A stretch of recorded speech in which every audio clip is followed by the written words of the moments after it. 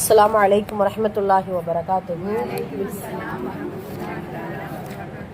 إن الحمد لله رب العالمين نحمده ونصلي على رسوله الكريم إلى يوم الدين أما بعد.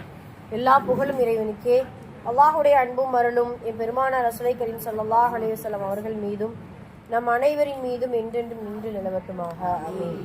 அல்லாஹுடைய கிருபையினால் அவனது நாட்டத்தினால் அல்லாஹுடைய இல்லமான இந்த மதரசாவில் நம் அனைவரையும் ஒன்று சேர்த்தது போல் இரையச்சமுடைய ஈமான் கொண்ட மக்களுக்காக அல்லாஹு தஆலா தயார் செய்து வைத்துள்ள அந்த உயர்ந்த சொர்க்கத்தில் ஜன்னத்துல் ஃபிர்தௌஸ் என்கின்ற சொர்க்கத்தில் குறிப்பாக நமது நாயகம் ஸல்லல்லாஹு அலைஹி வஸல்லம் அவர்களோடும் அவர்களுடைய தோழர்களோடும் பிரவேசிக்கக்கூடிய நன்மக்களாக வல்ல ரஹ்மான் நம் அனைவரையும் ஆக்கி அருள் புரிவானாக.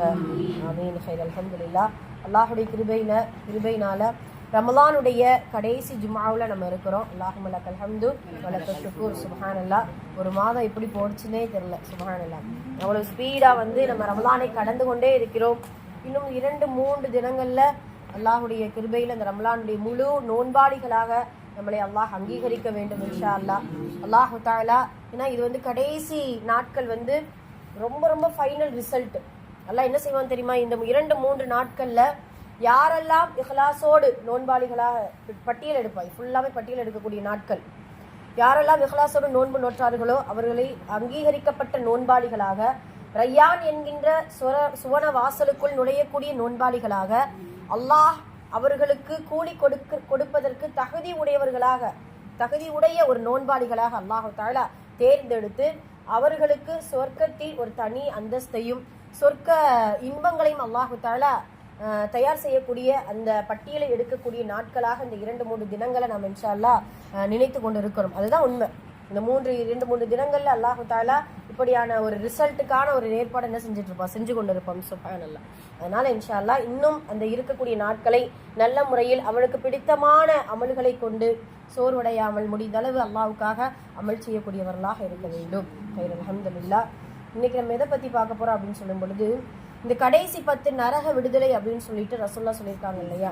அதுல ஆண்களை காட்டிலும் பெண்கள் இன்னும் ஒரு மடங்கு அதிகப்படியாக நரக விடுதலையை கேட்க வேண்டும். ஏன் ஆண்களை காட்டிலும் பெண்கள் நரக விடுதலை கேட்கணுமா அப்படின்னு சொன்னா ரசூலுல்லாஹ் சொல்றாங்க. சுப்ஹானல்லாஹ். இந்த ஹதீஸை படிக்கும் பொழுதெல்லாம் மனதில் ஒரு சில பயம் இருக்கிறது. ஏன்னா யா மஅஷர நிசா, பெண்கள் கூட்டமே, அல்லாஹ்வுடைய தூதர் நம்மளை பார்த்து சொல்றாங்க. யா மஅஷரல் நிசா, பெண்கள் கூட்டமே, அதிகமாக சதகா செய்து விடுங்கள். சதக்னா அதிகமாக நீங்கள் சதகா தர்மம் செய்யுங்கள். ஏனென்றால் நரகத்தில் அதிகமாக உங்களை நான் பெண்களைத்தான் அதிகமாக பார்த்திருக்கிறேன் அப்படின்னு சொல்றாங்க. சுப்ஹானல்லாஹ். உண்மையாகவே அல்லாஹ்வுடைய தூதருடைய பார்வையும் உண்மை. அவர்கள் பார்த்ததும் உண்மைதான். ஆனா எதனால பெண்கள் கூட்டம் அதிகமாக இருந்திருக்கு நரகத்துல அப்படின்னு சொல்லி ரசூல் ஸல்லல்லாஹு அலைஹி வஸல்லம் சஹாபிய பெண்களே கேட்கிறாங்க. ஏன்னா நமக்கு சும்மா ஒரு வாயளவுல நம்ம கேட்கும் பொழுதே நமக்கு ஒரு பயம் வருது.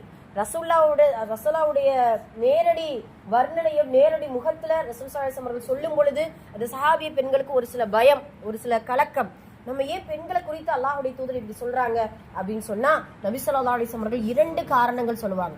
அந்த 2 காரணங்கள் கண்டிப்பாக பெண்மை என்கின்ற தன்மை கொண்ட எல்லோருக்குமே உண்டு. மாதல் அல்லாஹ்வால் பாதுகாக்கப்பட்டவர்களை தவிர. அந்த 2 காரணம் நம்மளை அறியாமலேயே நம்மளுடைய வாழ்க்கையில் நம்மளுடைய கெட்ட குணங்கள்ல இந்த 2 குணம் நமக்கு பெண்களாகிய நமக்கு உண்டு. இன்ஷா அல்லாஹ் முற்றிலும் தவிர்ந்திருக்கக்கூடியவர்களாக இருக்க வேண்டும் அப்படின்னு சொல்லிட்டு நியத்து வச்சு இன்ஷா அல்லாஹ் நம்ம கேட்கணும். யா மஅஷர நிசா, பெண் கூட்டமே, 2 தவறுகளை நீங்கள் முற்றிலும் தவிர்த்து கொள்ளுங்கள். ஒன்று என்ன அப்படின்னு சொன்னா, அதிகமாக நீங்கள் சாபமிடுகிறீர்கள். அல்லாஹ்வுடைய தூதர் சொல்லக்கூடிய வார்த்தை யோசிச்சு பாருங்க. அதுதான் உண்மை. ஆமா, அதிகமாக நீங்கள் சாபமிடுகிறீர்கள். 2வது, தன்னுடைய கணவனுக்கு நன்றி கட்டத்தனமாக, நன்றி இல்லாதவர்களாக, நீங்கள் நன்றி மறந்தவர்களாக நீங்கள் நடந்து கொள்கிறீர்கள் அப்படிங்கிறத நபி ஸல்லல்லாஹு அலைஹி வஸல்லம் அவர்கள் சொல்றாங்க. அப்ப இந்த 2 காரணங்கள் நரகத்தில் புகுத்தக்கூடியது காரணங்களில் இதுவும் 2 அப்படிங்கறத ரசூலுல்லாஹ் நமக்கு தெளிவா விளக்கம் சொல்றாங்க. இமாம் நவவி ரஹ்மத்துல்லாஹி அவர்களிடத்துல விவாதம் நடக்குது. என்னன்னா, சாபமிடுவது பெருங்குற்றமா அப்படின்னு சொன்னா இமாம் நவவி ரஹ்மத்துல்லாஹி அவர்கள் அழகான ஒரு விளக்கம் சொல்றாங்க. நரகத்தில் புகுத்தக்கூடிய எந்த விஷயமாக இருந்தாலும் பெருங்குற்றம் தான். தொழுகை விட்டாலும் சக்கர் என்கின்ற நரகம் இருக்குது இல்லையா, முனாஃபிக் என்கின்ற தன்மை கொண்டவர்களுக்கும் நரகம் உண்டு. அப்ப நரகத்தில் புகுத்தக்கூடிய எல்லா விஷயங்களும் பெரும் பாவம் தான் அப்படின்னு சொல்லிட்டு இமாம் நவவி ரஹ்மத்துல்லாஹி அவர்கள் நமக்கு சொல்லிக் கொடுக்கிறார். அதனால அப்ப அந்த பெரும் பாவத்துடைய பட்டியல்ல இந்த சாபம் என்கின்ற ஒரு பெரும் குற்றம் இடம்பெறுது அப்படிங்கிறத நம்ம பார்க்கிறோம். சுப்ஹானல்லாஹ். சாபம் அது என்ன? பத்வான்னு சொல்லுவோம் இல்லையா, நம்மளுடைய பாஷையில பத்வா அப்படிங்கிறத சொல்லுவோம். பத்வா என்பது எந்த அளவுக்கு நம்மளை வந்து ரொம்ப பலகீனப்படுத்தி நம்மளுடைய நிலைகளை மாற்றும் அப்படிங்கிறத நம்ம வந்து இன்ஷால்லா இன்னைக்கு பார்க்க போறோம். ஒரு நாள் ரசூல் ஸல்லல்லாஹு அலைஹி வஸல்லம் அவர்கள் என்ன செய்யறாங்க, பயணத்தில் இருக்கும் பொழுது ஒரு பெண்மணி ஒட்டகத்துக்கு மேல பயணம் செஞ்சுட்டு இருக்கிறாங்க. அந்த பயணம் செஞ்ச உடனே அந்த ஒட்டகம் சரியா போகாததுனால அந்த ஒட்டகத்தை அந்த பெண் சபிக்கிறார். அந்த ஒட்டகத்தை அந்த பெண் சபிக்கிறார். என்ன ஆச்சு உனக்கு, உனக்கு வந்த கேடே அப்படின்னு சொல்லிட்டு என்னென்ன சொல்லணுமோ சபிச்சிடுறா. சபிச்ச உடனே நபி ஸல்லல்லாஹு அலைஹி வஸல்லம் அவங்க சொல்றாங்க, பெண்ணே நீங்க வந்து இந்த ஒட்டகத்துல இருக்கக்கூடிய பயனை வந்து, அதாவது என்னென்ன நீங்க செய்யணுமோ அதுல இருக்கக்கூடிய பொருட்கள்லாம் நீங்க எடுத்துக்கோங்க. இது சபிக்கப்பட்ட ஒட்டகமாக ஆகிவிட்டது, இதுல பயணம் செய்யாதீங்க. இது வாயில்லா ஜீவன். சுப்ஹானல்லாஹ்.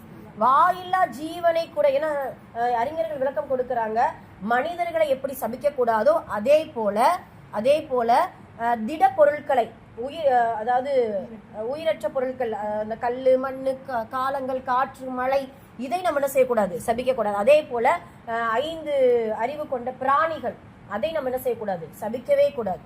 அந்த சாபம் என்பது நம்மளுடைய வாயிலிருந்து வரக்கூடாத ஒரு விஷயம் அப்படிங்கறத நம்ம நபி ஸல்லல்லாஹு அலைஹி வஸல்லம் நமக்கு தெரியப்படுத்துறாங்க. அப்ப அந்த பெண்ணுக்கு உணர்த்துறாங்க, என்ன உணர்த்துறாங்க அப்படின்னா, நீ செஞ்சது குற்றம் அப்படிங்கறத முதல்ல உணர்த்திட்டு, சாபமிட்ட அந்த ஒட்டகமா இருந்தாலும் அதை உபயோகப்படுத்துவது ரொம்ப நமக்கு வந்து கேடு விளைவிக்கும் அப்படிங்கறத நபி ஸல்லல்லாஹு அலைஹி வஸல்லம் அவர்கள் சொல்றாங்க. சுப்ஹானல்லாஹ். ஒரு நாள் உமர் ரலியல்லாஹு அன்ஹு அவர்களிடத்துல வந்து ஒரு சஹாபிய மனிதர் வந்து கேட்கிறாரு, உமர் அவர்களே, என்னுடைய பிள்ளை எனக்கு வந்து ரொம்ப மாறு செய்யறான், கட்டுப்படவே மாட்டுக்கான், ரொம்ப என்னை வந்து நோகடிக்கிறா அப்படின்னு சொல்லும் பொழுது, அப்படியா, நீங்க ஏதாவது அவனை வந்து சாபமிட்டு ஏதாவது வார்த்தைகள் சொல்லுவீர்களா அப்படின்னு உமர் ரலியல்லாஹு அன்ஹு அவர்கள் கேட்கிறாங்க. ஆமா, இன்னொரு காலத்துல நான் வந்து இப்படி ஒரு வார்த்தை சொல்லிட்டேன், அதெல்லாம் நம்மளுடைய பிள்ளைகளை பேசும் பொழுது, கோபம் வரும் பொழுது, இன்னொன்னு என்ன தெரியுமா, கோபம் வந்து பேசுறதை விட அமைதியா இருக்கிறது மிகப்பெரிய ஒரு வருத்தத்தை உண்டாக்கும். எதிரில் இருக்கிறவங்கள நம்ம வசைபாடி திட்டி நம்மளுடைய கோபத்தை வெளிப்படுத்துறதை விட, எதிரில் உள்ளவங்க ஏதாவது நோவுன நம்மளை படுத்திட்டாங்கன்னு நினைச்சுக்கோங்களேன், அமைதியா இருங்க, அதுதான் அவங்களுக்கு கொடுக்கக்கூடிய மிகப்பெரிய தண்டனை. பேசக்கூடாது, எதுவுமே பேசக்கூடாது, வாயை திறக்கவே கூடாது. நம்ம கத்துன்னு கத்திட்டு இருந்தோம்னு நினைச்சுக்கோங்களேன், இது இப்படிதான் அப்படின்னு சொல்லிட்டு என்ன செஞ்சிருவாங்க, போயிடுவாங்க. அதனால அமைதி வந்து கோபத்தை விட சிறந்தது. அமைதி வந்து கோபத்தை காட்டிலும் எதிரிலே உள்ளவர்களை தாக்கக்கூடியது அமைதி. சுப்ஹானல்லாஹ். அப்போ உமர் ரலியல்லாஹு அன்ஹு அவர்கள் இடத்துல அந்த மனிதர் சொல்றாரு, ஆமா, அல்லாஹ் உனக்கு எந்த நலவு செய்யாம போகட்டும், என் பிள்ளைய நான் அப்படி சொல்லிட்டேன், அல்லாஹ் பாதுகாக்கணும், அல்லாஹ் உனக்கு எந்த நலவு செய்யாம போகட்டும் அப்படின்னு சொல்லிட்டு நான் வந்து சபிச்சிருக்கேன் அப்படின்னு சொல்லும் பொழுது, அந்த சாபம் தான் உங்களை என்ன செய்து தாக்குது அப்படின்னு சொல்லிட்டு நபி ஸல்லல்லாஹு அலைஹி வஸல்லம் உமர் ரலியல்லாஹு அன்ஹு அவர்கள் சொல்றாங்க. அது உண்மைதானே. எந்த நலவு செய்யாம போகட்டும்னு சொன்னா, தன்னுடைய பெற்ற தந்தைக்கு தன்னுடைய தந்தைக்கு என்ன கடமை செய்யணுங்கிற அந்த இல்ம அல்லாஹ் கொடுக்கல, நலவு செய்யல. அப்ப அந்த கடமை செய்யாததுனால, அந்த இல்ம கொடுக்காததுனால அந்த மகன் என்ன செய்யறான், தன்னுடைய தந்தையை நோவினைப்படுத்துறான். அதனால சாபம் என்பது இப்படித்தான் நம்மளை வந்து திரும்ப இது பண்ணிட்டு இருக்கும். அது மட்டுமல்ல, நம்ம கேள்விப்பட்டிருக்கோம் இல்லையா, சாபம் இடக்கூடிய வார்த்தை முதல்ல வானத்தினுடைய முகட்டை போய் தொடுமா. அந்த முகட்டை அடைந்தவுடன் அந்த வானத்துடைய கதவுகள் பூட்டப்பட்டு அந்த சாபம் மீண்டும் பூமியின் முகட்டை வந்து தொட, அந்த பூமியும் அந்த சாபத்தின் வார்த்தைகளை நிராகரிக்க, யாரை நாம் பத்வா செய்தோமோ அந்த பத்வாவிற்குரியவர்களிடத்தில் அந்த வார்த்தை சென்று போக, அந்த பத்வாவிற்கு உரியவர்களாக அவர்கள் இல்லை என்றால் என்ன செஞ்சிடும், மறுபடியும் நம்மளை ரிட்டர்ன் அடிச்சு என்ன செஞ்சிடும், நம்மளிடத்திலே வந்துடுமா. அதெல்லாம் ஏன்னா அந்த பத்வா உடையவர்கள் அல்லாஹுடைய நெருக்கமான அடியார்களாக, ஒரு தொழுகையாளிகளாக, இபாதச்சாலிகளாக இருக்கிறாங்க அப்படின்னு சொல்லும் பொழுது அந்த வார்த்தை அவர்களுக்கு பலனளிக்காது. அந்த வார்த்தை அவர்களை எந்த ஒரு நோவினையும் படுத்தாது. அது மீண்டும் என்ன செய்யும், சொன்னவர்களிடத்திலே, பத்வா செய்தவர்களிடத்திலே வந்து சேரும் அப்படிங்கிறத சொல்லுவாங்க. சொல்லுவோம்லையா, சொந்த காசுலயே சூனிய வைக்கிற மாதிரி அந்த பத்வாவுடைய வார்த்தைகள் நம்மளை வந்து தாக்கக்கூடியதாக இருக்குமா. அதெல்லாம் அல்லாஹ் பாதுகாக்கணும். அதனால வார்த்தைகள்ல நம்ம கவனமாக இருக்க வேண்டும். பத்வாவிற்குரிய வார்த்தைகளை நம்ம உபயோகப்படுத்தக்கூடாது. நமக்கெல்லாம் தெரியும், அதாவது தஃப்சீர்லயே ஆக சிறந்த ஒரு தஃப்சீர் கிதாபுடைய பேர் தான் கஷாபு, தஃப்சீர் கஷாபுங்கிற ஒரு கிதாபு. அதில் பார்த்தீங்கன்னா அந்த ஆசிரியருடைய பெயர் வந்து அல்லாமா ஷமக்ஷரி ரஹ்மத்துல்லாஹி அலை, அந்த ஆசிரியருடைய பெயர். அவர் தன்னுடைய சுய வரலாற்றை எழுதும் பொழுது இந்த வரலாறை பதிவிறக்கம் செய்கிறாங்க. முன்னே நம்ம இதை சொல்லியிருக்கோம். ஒரு நாள் அவங்க சொல்கிறாங்க, நான் சிறு பிள்ளையாக இருந்தேன், ஒரு மரத்துக்கு மேலே ஒரு குருவி கூடு இருந்துச்சு. அந்த குருவி கூட்டை நான் என்ன செஞ்சேன், நம்ம மேலே ஏறி அந்த குருவி கூட்டில் அந்த குஞ்சு இருந்துச்சு, அதை நான் தூக்க போகிறேன்னு சொல்லிட்டு அந்த குஞ்சுடைய காலை என்ன செஞ்சுட்டேன், பிச்சுட்டேன். இதை பார்த்த உடனே என்னுடைய தாய் என்ன செஞ்சாங்க, இப்படி குருவி குஞ்சுடைய காலை நீ இப்படி நோவினைப்படுத்திட்டியே, உன்னுடைய காலை அல்லாஹ் தஆலா நோவினைப்படுத்தட்டும் அப்படின்னு சொல்லிட்டு என்ன செஞ்சுட்டாங்க, கோபத்தில் சொல்லிட்டாங்க. இன்னொரு காலத்தில் அவங்க பார்த்தீங்கன்னா, இது எதுக்காக இந்த கித்தாபுடைய பேரெல்லாம் சொல்கிறவங்கன்னா, தஃப்சீருக்கே டஃப் கொடுக்கறது அந்த கிதாபு தஃப்சீர் கஷாப் அப்படின்னு சொல்லிட்டு. அப்படி கித்தாபை எழுதின அந்த முஃபஸ்ஸிரீன் முதர்ரிசீனுக்கே அல்லாஹு தஆலா அந்த அந்த பத்வாவுடைய விஷயத்தை பழிக்க செய்கிறா அப்படிங்கிறத பொழுது நம்மளுடைய நிலைமையை கொஞ்சம் யோசிச்சு பார்க்கணும். இன்னொரு காலத்தில் வயது முதிர்ந்த காலத்தில் பார்த்தீங்கன்னா அவருக்கு ஒரு நோய் வந்து காலை என்ன செஞ்சிருச்சு, அவர்களுக்கு இயலாமை போயிடுச்சு, இயலாமல் ஆயிடுச்சா. அப்போதான் இந்த விஷயத்த சொல்றாங்க, என்னுடைய தாய் அன்னைக்கு சொன்ன விஷயம் இன்று என்ன செஞ்சிருச்சு, எனக்கு பழிக்கக்கூடியதாக ஆயிடுச்சே அப்படின்னு சொல்லிட்டு அவர் ரொம்ப வருத்தப்பட்டு சொல்வார். அதனால நம்ம பேசக்கூடிய பேச்சுல ரொம்ப ரொம்ப கவனமாக இருக்க வேண்டும் இன்ஷா அல்லாஹ் அப்படிங்கிறத நம்ம தெரிஞ்சுக்கிறோம். அதே போல நம்ம என்ன செய்வோம் தெரியுமா, மனிதர்களை ஒரு பக்கம் சபிக்கிறோம், பத்வா செய்யறோம் அப்படின்னா, இந்த காற்று மழையை கூட என்ன செஞ்சுட்டு இருப்போம், சபிச்சுட்டு இருப்போம். மேல வத்தலையோ எதையோ வடகத்தையும் காய போட்டுருந்தா நினைச்சுக்கோங்களேன், சனியை முடிச்ச அதெல்லாம் என்ன அப்படின்னு சொல்லிட்டு வந்துருச்சுமா மழை, இதை காய விடுறது இல்லை, அப்படியே இப்படிப்புடன் பேஞ்சிட்டே இருக்குதே அப்படின்னு சொல்லிட்டு என்ன செய்யறது, காலங்களை திட்ட ஆரம்பிக்கிறோம். வெயில் அடிக்கிறத பார்த்தா யா அல்லாஹ் இது என்னப்பா இந்த வெயில் அடிக்குது அப்படின்னு சொல்லிட்டு நம்ம என்ன செய்வோம், கிரகம் முடிச்ச வெயில் அப்படி இப்படின்னு என்னையாவது சொல்லிட்டு நம்ம என்ன செஞ்சுட்டு இருப்போம், திட்டிக் கொண்டு இருப்போம். இப்ப காலத்தை திட்டக்கூடாது. நம்ம வந்து நசீஹத்துல படிச்சோம் இல்லையா, அதாவது ஆதமின் மகன் என்னை ஏசுகிறான். எப்படி ஏசுறானா, நான் காலத்தை ஏசுகிறான், அதனால் நான் காலமாக இருக்கிறேன் அப்படிங்கிறத அல்லாஹ் தஆலா அல்லாஹ்வுடைய ஹதீஸ்ல குதுஸ்ல ரசூல் ஸல்லல்லாஹு அலைஹி வஸல்லம் நமக்கு சொல்லி காட்டுவாங்க. அதனால காலத்தை ஏசினால் கூட அது ஒரு பத்வாதான் மஆதலா. அதனால காலத்தையோ இடங்களையோ மனிதர்களையோ உயிரற்ற உயிருள்ள எந்த விஷயத்தையும் ஏசவே கூடாது. ஏசுவதற்கும் பத்வா செய்வதற்கும் சாபமிடுவதற்கும் பொருத்தமான சில விஷயத்தை குர்ஆன்ல சொல்றான் அல்லாஹ். யாரை பத்வா செய்யணும் தெரியுமா, அக்கிரமக்காரர்களை, சபிக்கப்பட்ட அக்கிரமக்காரர்களை. இப்போ இஸ்ரேல் மக்கள் இருக்கிறாங்கன்னு இஸ்ரேல் அந்த எதிரிகள் இருக்கிறாங்கன்னு நினைச்சுக்கோங்களேன், அவங்க என்ன செய்யலாம், பத்வா செய்வதற்கு பொருத்தமானவர்கள், சபிப்பதற்கு பொருத்தமானவர்கள். ஏன்னா அல்லாஹ் குர்ஆன்ல ஃபிரௌனை சபிச்சிருக்கான், ஹாமான் காரூனை சபிச்சிருக்கான், பெரும் நம்ருத் மன்னனை அல்லாஹ் தஆலா சபிச்சிருக்கான். இப்படியெல்லாம் இருக்கும் பொழுது எதிரிகளை இஸ்லாத்திற்கு எதிராக போரிடுபவர்களை நம்ம என்ன செய்யலாம், பத்வா செய்வதற்கு உரியவர்கள். அதே போல ஷைத்தானை ரஜீம், ஏன்னா அல்லாஹ் என்ன செய்யலாம், விரட்டப்பட்டவனே அப்படின்னு சொல்லிட்டு அந்த ஷைத்தானை சபிக்கிறான், இப்லீஸை சபிக்கிறான். அப்ப நம்ம சபிக்கக்கூடியவர்களா இப்லீஸ் ஆயிடுவாங்களா, அதில் அப்படி இல்லை. அப்ப யாரை சபிக்கணுங்கிறதுக்கும் ஒரு லிஸ்ட் உண்டு. அதனால இன்ஷா அல்லாஹ் நம்மளுடைய வார்த்தைகள்ல ரொம்ப ரொம்ப கவனமாக இருக்க வேண்டும் இன்ஷா அல்லாஹ். அது மட்டுமல்ல, இந்த பத்வா செய்வது மறுமையில நமக்கு எவ்வளவு இடையூற தரும் அப்படின்னு சொன்னா, ஷஹீத் என்கின்ற 2 அந்தஸ்தை நம்மளிடத்துல இருந்து எடுக்கப்படும். என்ன அர்த்தம், ஷஹீத் என்றால் சாட்சி சொல்பவர். இப்போ நம்மளுடைய பிள்ளைகளுக்கோ நம்மளுடைய உறவுகளுக்கோ நம்மளுடைய நண்பர்களுக்கோ நம்மளுடைய சாட்சி அல்லாஹ் தஆலா எடுத்துக்க மாட்டான். நம்ம சாபமிடக்கூடியவர்களாக நம்மளுடைய நாவு அடிக்கடி மனிதர்களை சாபமிட்டு பத்வா செய்யக்கூடியவர்களாக இருந்தால் நம்மளுடைய சாட்சி என்ன செய்ய மாட்டான், அல்லாஹ் மறுமையில எடுக்க மாட்டான். ஷிபாரிசு கூட நம்ம என்ன செய்ய முடியாது, செய்யவே முடியாது.